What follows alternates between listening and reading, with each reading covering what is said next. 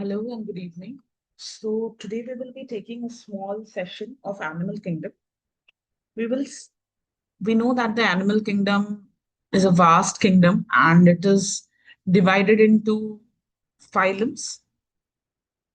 The division of the phylums are on certain basis, and we will today see what are the basis of classification. So this animal kingdom is divided into many phyla, and the division of the phyla are on the basis of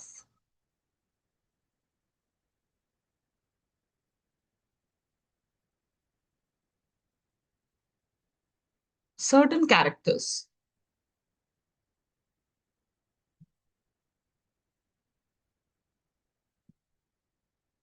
Now, there are many characters, but it includes mainly the level of organization. Level of organization is whether it is unicellular, multicellular, it is tissue level, organ system, or organism. Then there is symmetry. Symmetry is if you divide the animal on a plane of division.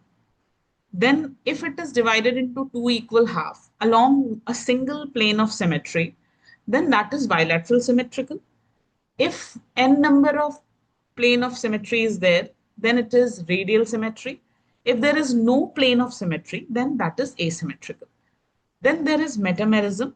So today we will see mainly metamerism, and we will also try to cover silo. We will start with metamerism. Metamerism and segmentation are often very confusing terms. They sound to be very similar, but there are very close differences. So today we will discuss metamerism. Now, before going to metamerism, I will first classify what is segmentation. Or so when you say segmentation, segmentation is basically when the body of the organism is divided into parts. Now, this segmentation, it can be either internal segmentation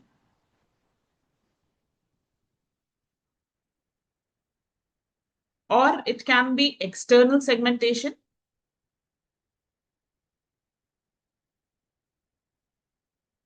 And at some point, examples or at some cases, there is both external and internal segmentation.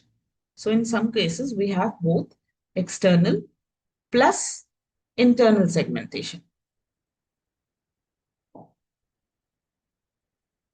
In case of internal segmentation, there is division in the coelom. Okay, so the coelom or the cavity, body cavity is divided. So in case of internal segmentation, the coelom or the body cavity shows division.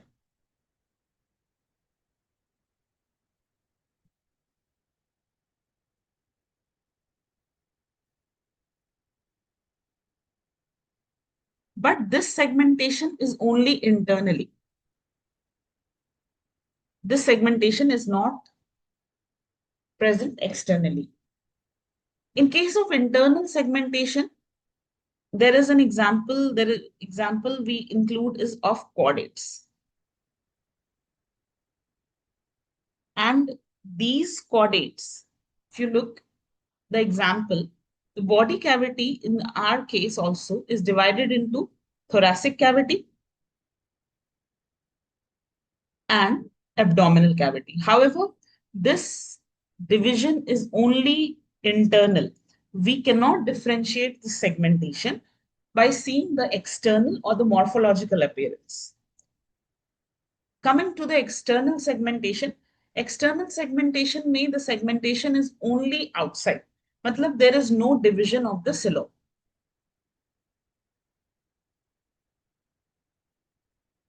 Segmentation is only morphological, external. And the main feature is that the body appears to be divided into three parts. For example, we can say the head, thorax, and abdomen. But internally, that division is not present. So, in case of arthropods, we know that the body is externally divided, and also we know that the body is externally segmented, and these segments are covered with chitinous plates which are joined together by arthroidal membrane. So in case of arthropoda, we have external segmentation.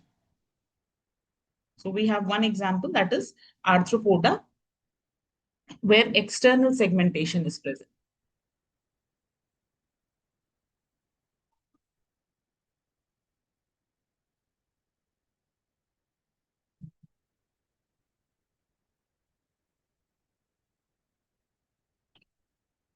Now coming to external as well as internal, when both external and internal segmentation is there, then the body is, or this condition is called as metamerism.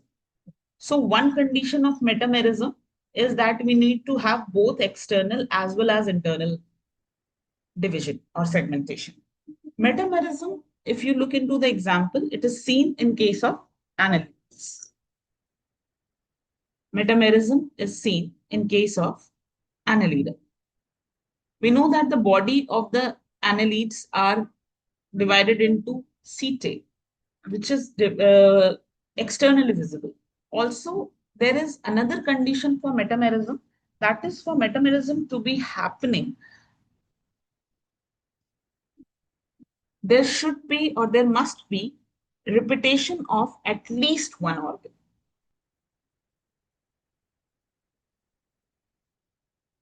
Repetition of at least one organ.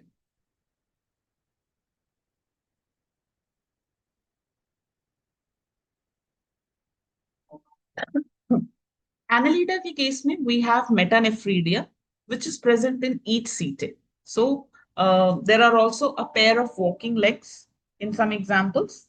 Now, another example of metamerism, if you look closely, we also seems to have or appears to have in the phylum Platyhelminths.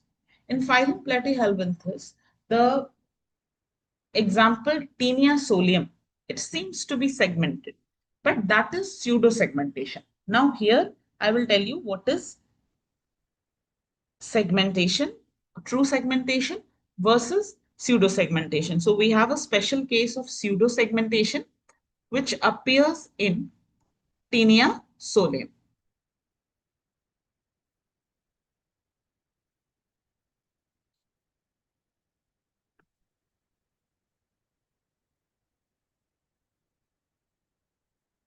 Taenia solium. So what is the difference between metamerism and pseudo segmentation? If you look, metamerism, in case of metamerism, it is right. In case of metamerism, each segment will be of uniform dimension. Okay. Versus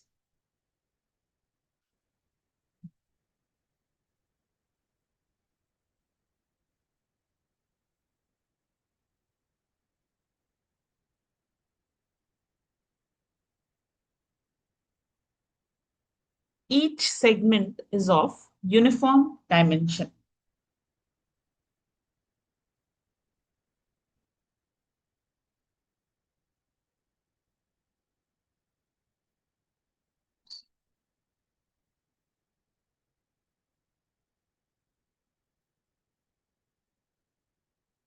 Each segment has uniform dimension.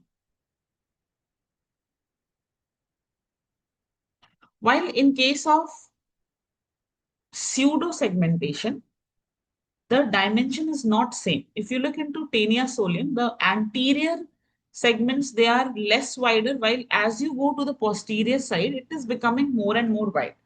So the segmentation should be constant.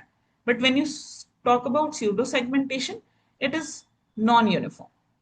Other difference is that all the segment of the body, in case of metamerism, it should be in the same phase, or it should be in the same stage of growth.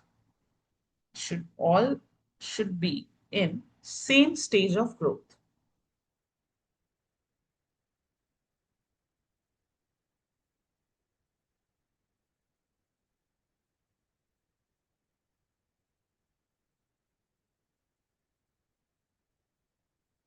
While in case of pseudo segmentation, all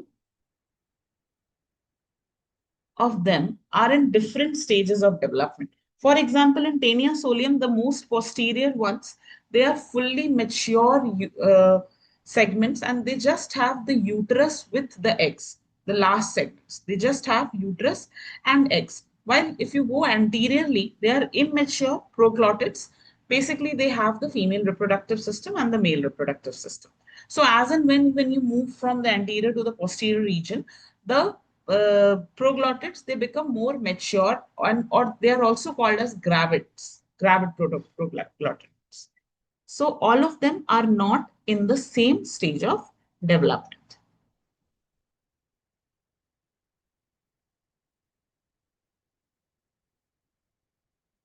That is all about metamerism. Uh,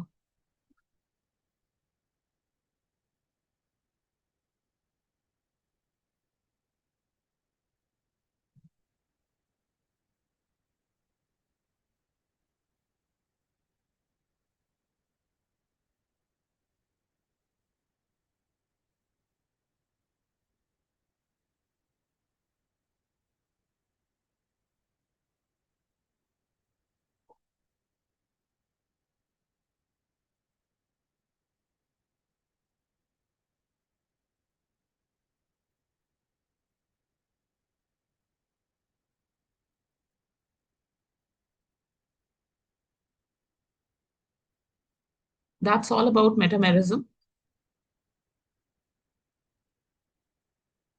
I think that's enough. We will keep it till here. Thank you.